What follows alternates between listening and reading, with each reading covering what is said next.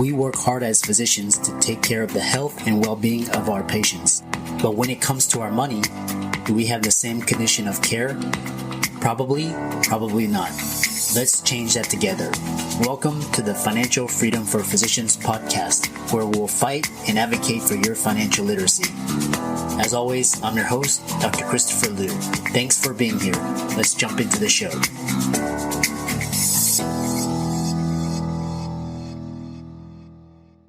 This week's episode is sponsored by CityVest. CityVest has quickly become the most popular and best way for doctors to invest in top-performing real estate private equity funds that are usually reserved for institutional investors. This unique access to investing in these institutional funds is available for the first time ever through CityVest's easy and secure online investment platform.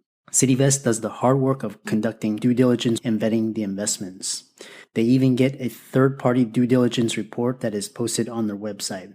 As a result of aggregating a several million-dollar investment amount into their access funds, CityVest gains access to investing in the institutional investment and is able to negotiate better investment terms such as a 12% preferred return. You can check them out at cityvest.com or go to the link in the show notes below. Welcome everybody to this week's podcast episode for the Financial Freedom for Physicians podcast, and I'm your host, Dr. Christopher Liu. And as you know, I talk about 4 different types of freedom: financial, time, emotional, and location freedom. And my mission is to spread financial empowerment information so that earlier career physicians as well as high-income professionals can get a head start in their financial freedom journey. So in that light, I like highlighting physicians that are doing really extraordinary things. And so today I bring on Dr. Kelly Casperson, and she's a urologist based out of Washington, and she's going to talk to us all about her work. And she's actually got a new book titled "You Are Not Broken" and "Stop Shooting All Over Your Sex Life." So Kelly, welcome. Thanks for having me. Yeah, it's interesting. We're just talking the impromptu types of Zoom meetings, and podcast recordings are some of the best. And I think, and then I saw one of the posts and reach out to you, and I'm glad you could come onto the show. Yeah, it's awesome. I love what you're doing. Yeah, thanks. So tell us a little bit about your backstory, your background, and we'll get into the discussion. Yeah, well, I think I was just like an average, normal doctor. I was in private practice, maybe not, because I built my building and my surgery center, and I'm still in private practice, which is less dying than we think it is. But so I'm a private practice urologist, and about 3 years ago, I basically had a life-changing patient who changed my view and how we think about female sexuality. As you know, I'm a urologist. We kind of are the domain of male sexuality, and it kind of like I had a lightning bolt strike me, and I was like, who's taking care of the people who are sleeping with the people that we're giving all the Viagra to? And it kind of like went down a pathway of education for me and realizing really nobody's taking care of those people. Nobody's the domain of female sexual function. And for better or for worse, women are really hungry for knowledge. They're interested about their bodies. Their male partners are too. And so I just learned more and more and more. And I loved listening to podcasts a lot. And I had this voice in my head, and the voice was like, you got to talk, because, you know, seeing patients in clinic, you're not going to change the world. Like, I remember being in med school and somebody being like, if you want to help one person, be a doctor. If you want to help a lot of people, get your master's in public health. Like, I remember that, like some professor had told us that. And I think that was true then. Right. And now it's like, if you want to help a lot of people, you get a podcast, you write a book. Like, you don't have to go get your master's in public health anymore. That's the news. Yeah.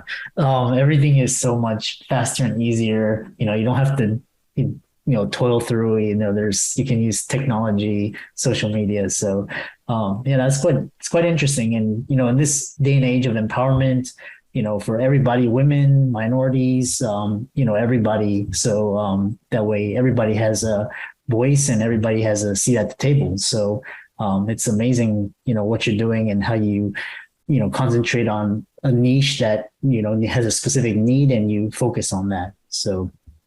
Yeah, and it grows and changes because your audience will tell you what they want, if you want to listen to them. So I really started out female sexual function, and people kept, and that's still my niche, that's what the book's on, but people kept coming back and being like, what about hormones? What about menopause? Menopause, I'm getting no answers. What's going on with menopause?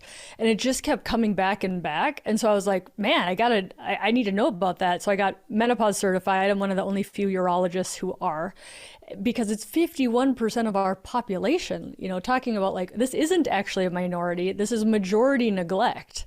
And so now I'm very passionate about menopause because I see how poorly doctors are educated and how poorly we help, again, 51% of the population. Unless you want to die before age 51, that's fine. You can avoid menopause. But like, it's normal, right? But I didn't go into this thinking I was going to embrace menopause.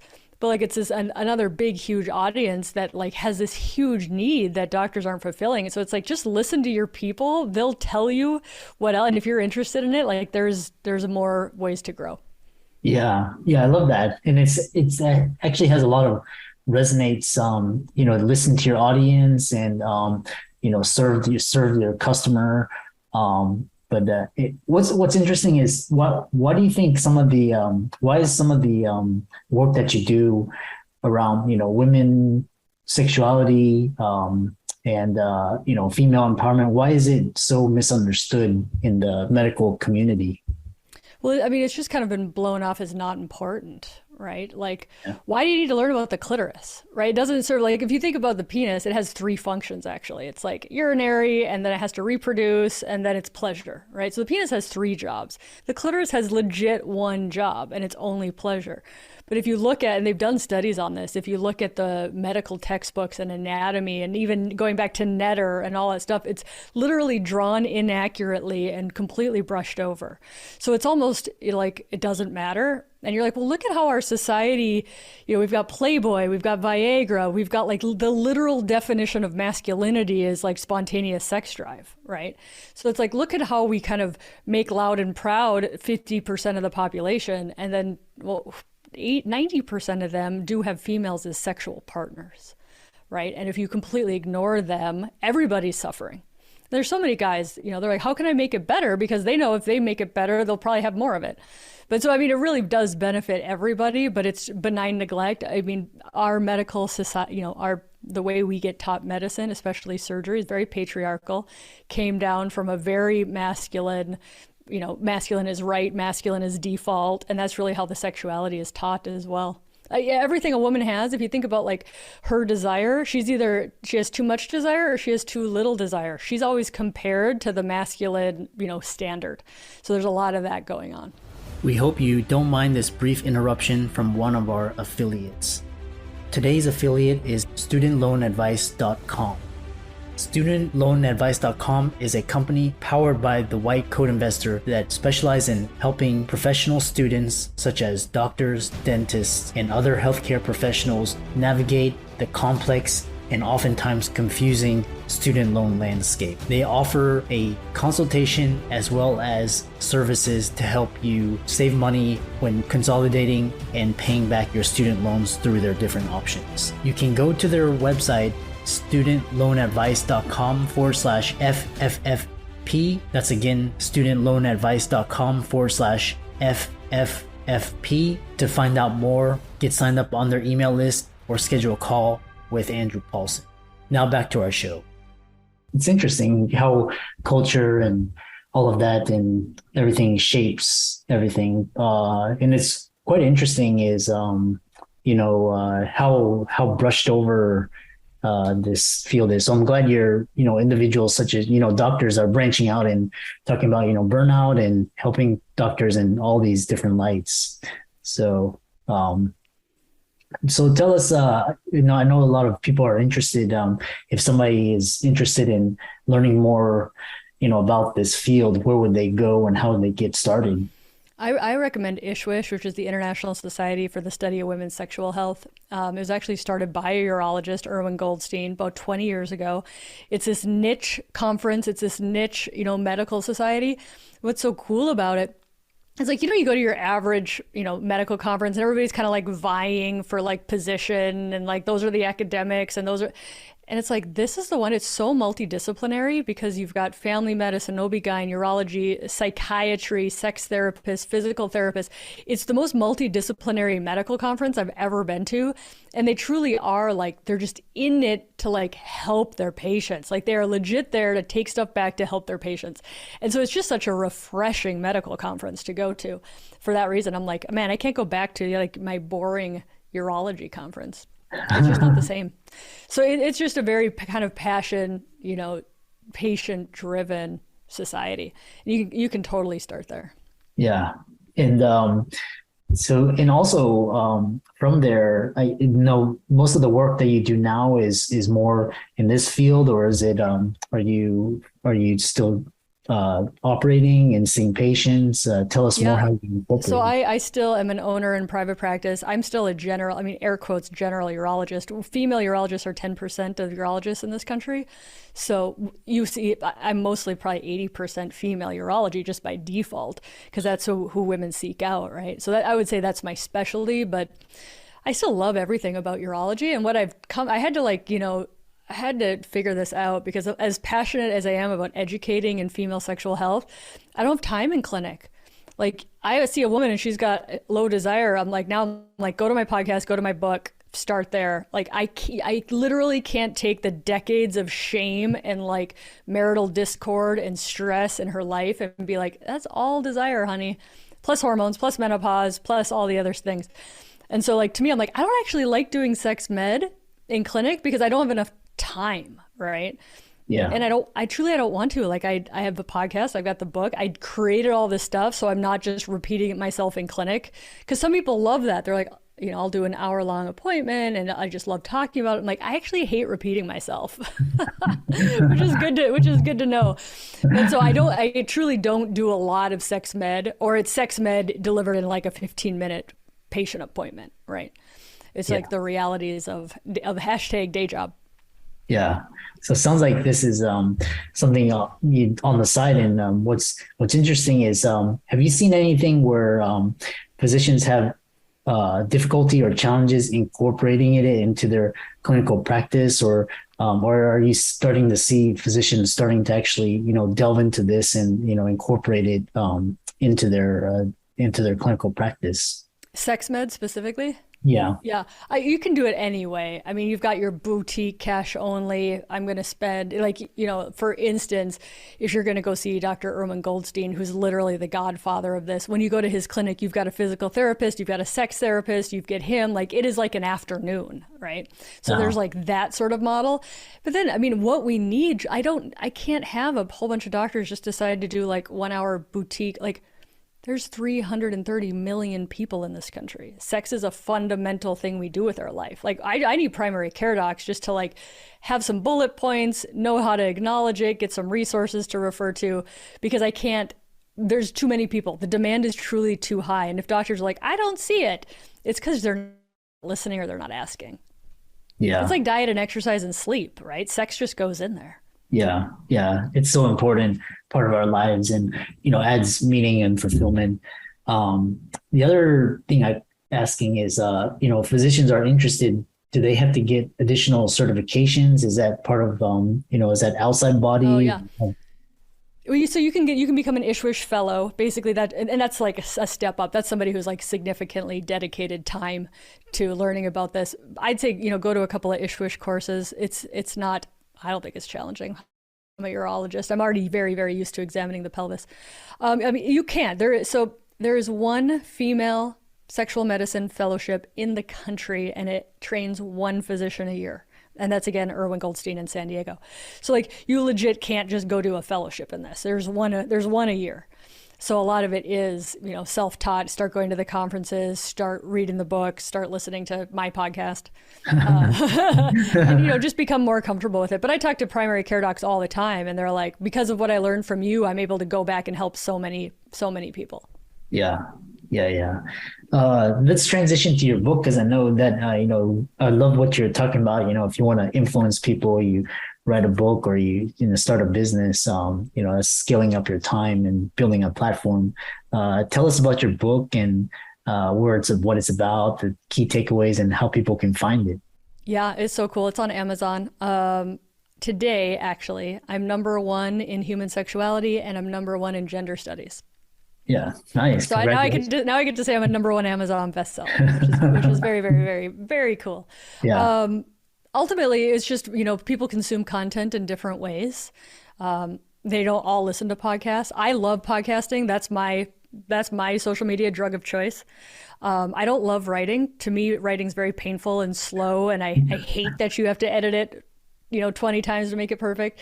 But once you, and this, when you start hanging out with physicians who think like this and who are entrepreneurial and who are business minded, you start getting this peer group where writing books just becomes a normal thing. Right. And so I had two friends, it's actually Jimmy Turner and Amy Vertrees, stand out in my mind. And they're like, where's the book? And finally they were like, just write it. And like, it was enough of it. So like, you know what I'm saying? Like, you surround yourself with these docs where you're just like, oh, I'm in the pool with them. I guess I got to get a book out. And so it wasn't me driven. But when I think back on it, like I did a 5-year bucket list traveling with my husband. We were in Italy after residency, and it was like, in 1 year I want this, in 5 years I want this, kind of goal setting stuff. And I put on there, write a book. And so I was 5 years late. It took 10 years instead of 5. But hey, it got on Amazon number one bestseller. So I guess it was worth the wait. I had to wait for the universe to be ready for it. Yeah. And then what are some of the key takeaways around the book that that'll entice people to look into it? Yeah, I mean, it's basically what you were never taught in med school, right? For the doctors who are listening, because we didn't get taught sexuality in med school. We got a disease and pregnancy prevention plan.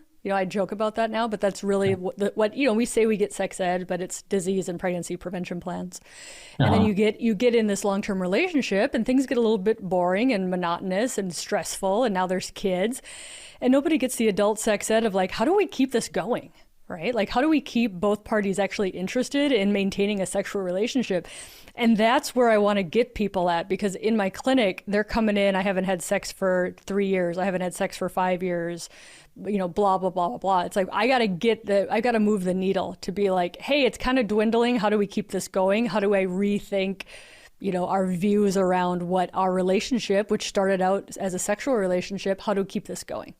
Yeah, oh, that's so important, and it keeps your marriage alive, keeps your family intact, and keeps your emotional, physical well-being. So it's very important, and it goes to this taboo culture of shame and guilt, and you're not supposed to talk about these things. It's like, but I'm glad people such as yourself are doing this type of cutting edge, innovative work. So yeah, I mean, if you just think, and that's why I ended up learning about the brain and the mind and the coaching of it all, is because if you can't uncover like your actual views about sex, like, oh, it's just like extra and it's not actually needed, and it's hard and it's difficult and I don't have time. Like, those are all thoughts that influence our actions and the results in our life, right? yeah, And so you can apply that sort of level of coaching to money, to, your job. You can apply it to your sex life. And that's really what I did in this book of like, you can't become a person who prioritizes sex in their life if you have all those thoughts that, aren't serving you. yeah, I love that. It's been a fascinating conversation. Again, I've really enjoyed just talking to people on the cutting edge. And for all the listeners, Dr. Casperson's links will be in the show notes. So how can people contact you, get a hold of you? I know you have a podcast people will be really interested in visiting. So how can they do that? Yeah. So the podcast is called You Are Not Broken. That's on Amazon, Spotify, like the 7 major platforms. I'm most active on Instagram, so Kelly Casperson MD. And then the website's kellykaspersonmd.com. Starting a group coaching program in July so you can get access that on the website. And it's really because there's not enough sex coaches. There's not enough educators. There's not enough people out there. And it's not trying to replace therapy. It's certainly not trying to replace medical advice, but it's trying to be like a scientifically based, medically accurate source of information for people when they say, you know what, things aren't going well. What can I do to navigate through this? So I'm super excited about that. Yeah. The book is on Amazon, ebook, hardcover, paperback. I'm actually reading the audio in August, so it's going to be end of the year for the audio.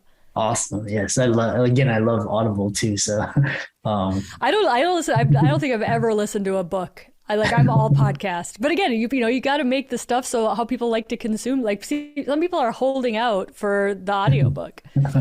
So interestingly, when you do a book, they're like, okay, we'll find somebody that you like to read your book, and I'm like, I'm reading my book, and they're like, no, no, no, it takes a professional, and I'm like, well, I have a podcast, and it actually does. My podcast does really well, and they're like, oh, okay, okay, you can read your own book, but I'm like, dude, my listeners would be so bummed if it wasn't my voice. Like the book's really written in my voice, so yeah. I'm really excited that I get to read it. Oh, excellent, excellent. Yeah. Well, thanks so much for coming onto the show. We really I'll follow you and, all of your progress and all of your social media. So thanks so much and have a great rest of the day. Thank you. I'm excited that you made it for another episode. You are truly the best. If you've been following the show for a while, you know that my passion is to bring you the education you need to find your path to financial freedom. Please come back week after week for new content, new resources, and great guests. Until then, if you haven't already, please be sure to check out the website, www.drchrislumdphd.com for more support. I'll see you next week.